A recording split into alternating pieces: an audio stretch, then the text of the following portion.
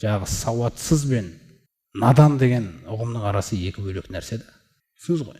Кеңес үкіметі келіп бізге бір сауаттылықты үйреткендей, оқи аламыз, қазіргі күнгіден ағылшын үйренем десең де, не үйренем десең де, бәрі қолыңнан келеді да. Қабілетіңе дейін жетеді, не істеймін десең дегендей. Бұл дүниеге байланысты сауаттылық.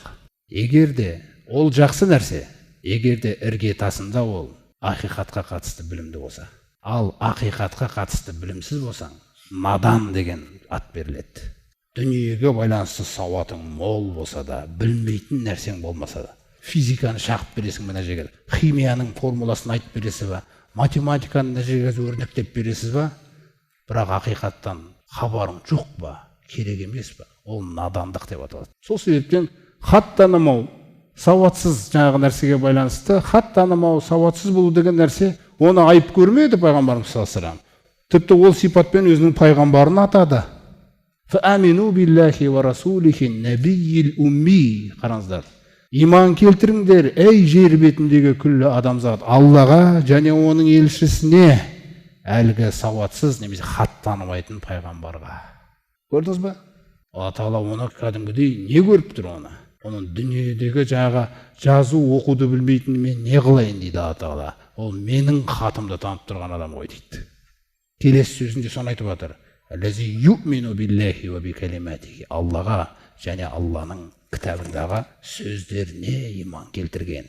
Бірақ дүниеге қатысты жаңағы хат танымайтын. Сондықтан надандық деген нәрсе бөлек ол. Ана хат танымау, сауатсыз болу деген ол бөлек нәрсе. Ол айып емес ол.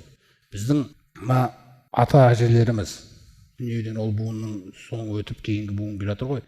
Сол кездегі жаңағы әже, аталарға қарасаңыз, намазы бүтін, оразасы бүтін, бірақ қол қойамайды, сондайларды көрдік біз. Жазамайды, оқиямайды да. Міне абырой, ақиқатты таниды. Анау ештеңе етпейді, біреу қоя салады орнына, біреу толтыра салады оны. Ал енді ақиқатты танысаң, оның үстінде дүниені де танысаң, онда жақсы болады ол. Ол күш үстіне күш болады да.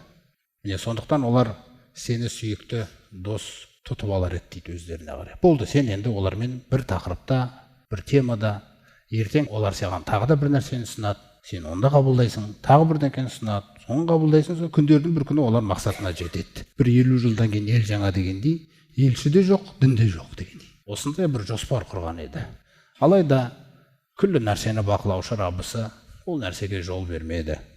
Өзінің жаңағы пайғамбарын жаңағындай жағдайларда құтқарып қалады. Сондықтан келесі аятында айтады. Валаула ан саббатнака.